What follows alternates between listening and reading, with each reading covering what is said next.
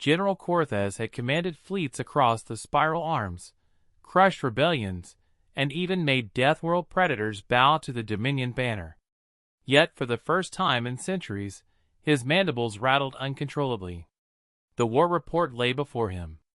His soldiers had captured hostages from a fringe colony called Earth. The humans were still new to the galactic stage, fragile, unadapted, and too insignificant to matter. At least, that's what the Dominion believed. The problem was not that they had taken humans. The problem was which humans. "Children," whispered Cortez, voice breaking. "You took their children." It had seemed brilliant at the time. Dominion forces raided the Terran outpost, thinking to cripple morale. They seized a school transport, 22 human offspring. The young always broke first, their cries demoralizing entire populations. Dominion doctrine made it clear, take the children, and the adults surrender. But this was not how humanity worked. 3 cycles after the abduction, Dominion sensors went dark across the sector. Communication relays blinked out one by one. Saboteurs struck in synchronized precision, but none were Dominion trained. Surveillance caught blurry glimpses, humans, clad in black, operating as though the void itself bent to hide them. The first Dominion base to fall reported impossible details before it went silent. A single human female tearing through reinforced doors. A male child, not older than 14, rewiring security systems in seconds. Others moving like shadows, planting charges with eerie calm. "They are just children," Cortez had scoffed, but his admirals exchanged terrified looks. Every Dominion officer had heard the whispered rumors about Earth's Deathworld spawn. No one had believed them, until now. By the 7th cycle, the Dominion lost an entire fleet. Not to bombs or orbital strikes, but to sabotage so surgical it felt personal. Engines failed mid-battle, fuel lines detonated from inside, navigation computers displayed coordinates leading straight into stars. And every time, scrawled across the wreckage in crude Terran paint, one word appeared. Mine. The general convened his war council, but even his advisors dared not meet his gaze.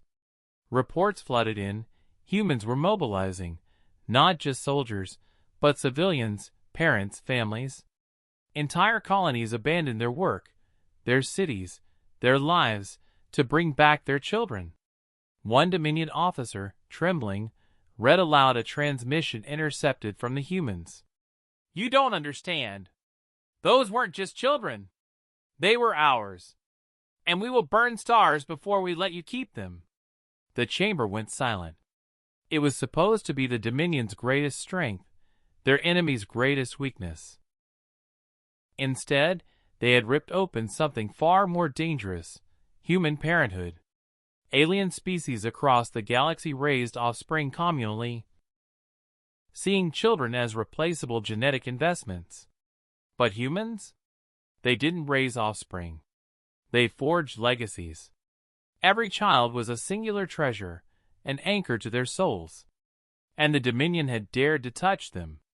When the humans came, it wasn't in fleets or armies. It was in small, relentless groups. They struck like ghosts. Human parents infiltrated strongholds, carving paths through soldiers like predators protecting a den. One Dominion commander begged Cortez for reinforcements after human civilians breached his fortress. "They are not soldiers," the commander cried over the comms, voice shaking. "They don't even carry proper weapons." "What are they carrying?" Cortez demanded. "Tools. Knives. Fire. Rage." The signal cut, replaced by static. On the 10th cycle, Dominion intelligence finally revealed the truth. The human children they captured were not helpless. They were already trained. Earth taught survival young.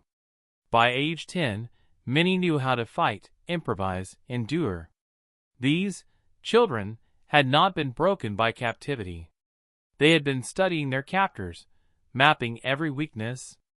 Dominion soldiers who survived whispered that the little ones smiled while dismantling guard routines, that they asked questions not out of fear, but calculation. General Cortez realized the horror too late. The humans were not coming for revenge. They were not even coming for war. They were coming for family. And for that, no weapon in the galaxy could make them stop.